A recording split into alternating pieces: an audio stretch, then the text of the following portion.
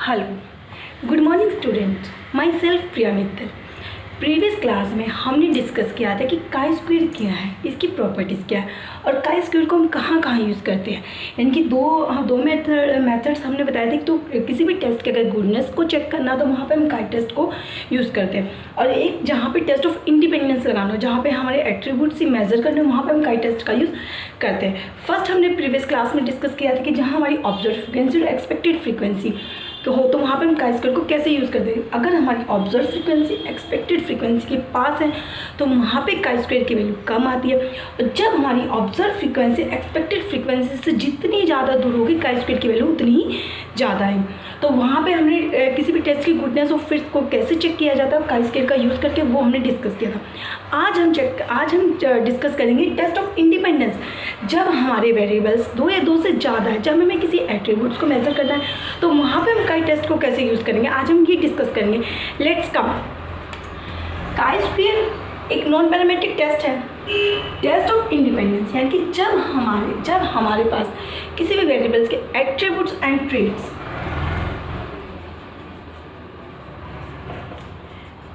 जब हमें एट्रीब्यूट्स और ट्रेट्स को मेजर करते हैं तो वहाँ पे हम नॉन पैरामेट्रिक में काई टेस्ट को यूज़ करते हैं, उसका टेस्ट ऑफ इंडिपेंडेंस। यानी कि जितने भी इसमें एक टेस्ट ऑफ इंडिपेंडेंस को चेक करने के लिए हम एक कंटीजेंसी टेबल बनाते हैं।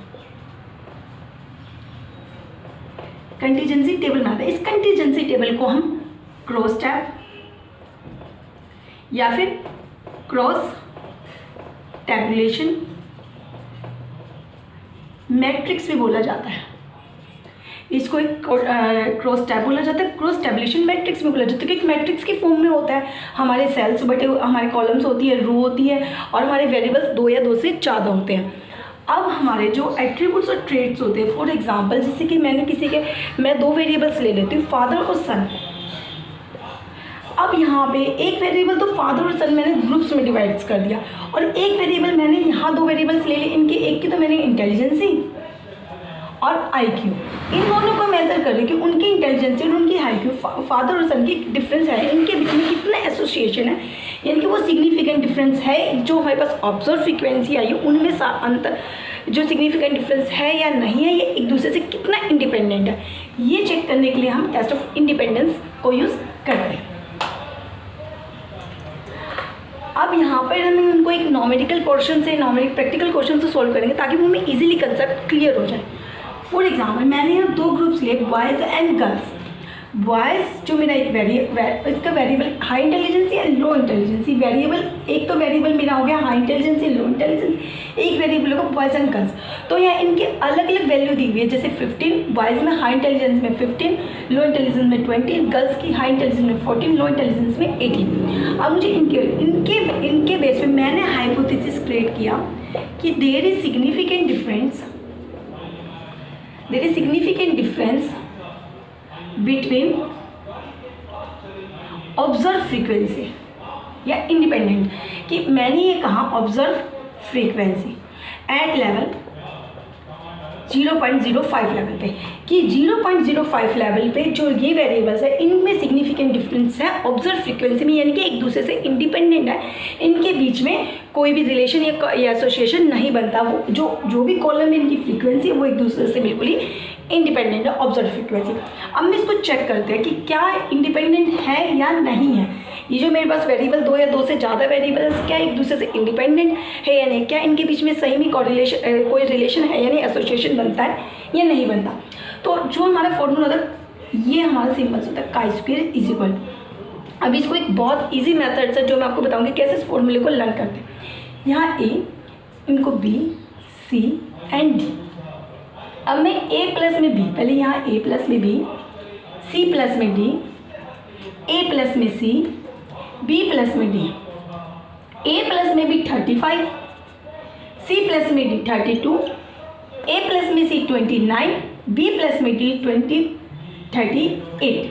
अब मुझे यहाँ n की वैल्यू मेजर करनी। सबसे पहले n की वैल्यू अगर मैं यहाँ प्लस करूँ तो 67, इनको प्लस करूँ तो 67, यानी कि टोटल n की वैल्यू कितनी आ गई मेरे पास 67। अब ये फॉर्मूला क्या होता है, बहुत इजी, देखो n is equal to cross multiply कर दो a multiply d minus b multiply c का होल स्केयर इज इक्वल।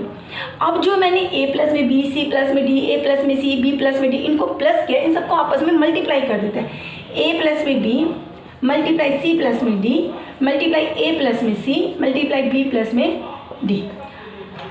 अब इसको हम इक्वेशन को सॉल्व करें। अब n क्या है मेरे पास 67, a 15, d क्या है, d की वैल्यू 18 माइनस b 20, c 14,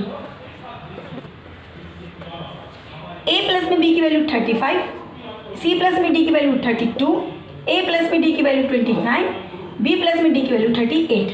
अब 67, 15 को अगर मैं 18 से मल्टीप्लाई करती तो वहाँ पे आता है 270, 20 को अगर मैं 14 से मल्टीप्लाई करती तो 280 का होल स्केयर अपॉन में, अगर मैं 35 मल्टीप्लाई 32 मल्टीप्लाई 29 मल्टीप्लाई 30 इन सबको मल्टीप्लाई करती तो वहाँ पे इसकी वैल्यू आती है 1 2 3 4 240। अब 67, जब मैं 270 में से 280 को लेस करती हूँ तो वैल्यू आती है -10 का स्क्वायर अपॉन में 1 2 3 4 4 2 0 240।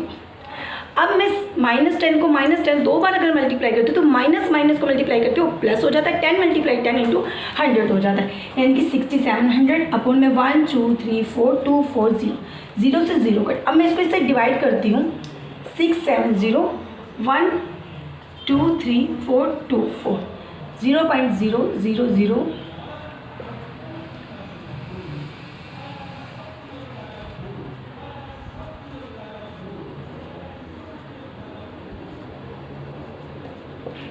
अब ये कितने पे गया, क्या वैल्यू आ गई मेरे पास 0.0054।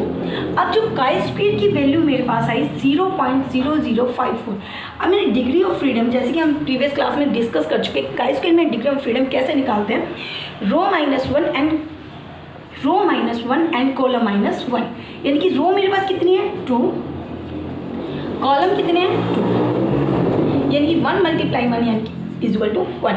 अब हमारे पास इसकी एक टेबल होती है, यहाँ पे मेरे पापास वैल्यू दी है तो जो मेरे पास निकलती है कैलकुलेट करके आती है। यहाँ पे लेवल्स ये होता है कि 0.01 पे 0.05 पे 0.50 पे। अब मेरे पास यहाँ 1 पे अगर मैं 0.05 को चेक करती हूँ, क्योंकि मैंने हाइपोथेसिस क्रिएट किया at the level of 0.05 level पे, तो मैं केवल इसी की वैल्यू देखूंगी। 0.05 लेवल पे वैल्यू आती है 3.84। अब इस लेवल पे तो ये वैल्यू है।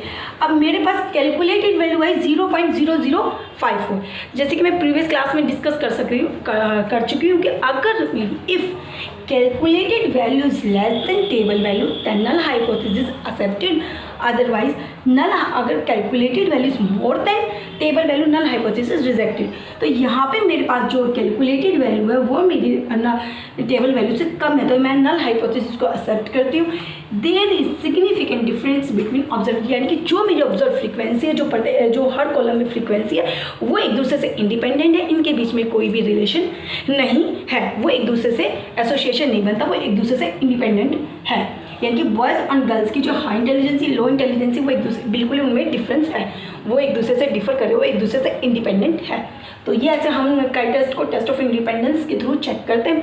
पीछे काई स्क्वायर हमारा कंप्लीट हो चुका है, तो नेक्स्ट क्लास में कोरिलेशन करेंगे। तो please so thank you so much. अगर आपको मेरी क्लास पसंद आए तो प्लीज़ लाइक कीजिए, सब्सक्राइब कीजिए और प्लीज़ कमेंट जरूर कीजिए। आपके कमेंट मेरे लिए बहुत ही वैल्यूएबल है। Thank you so much.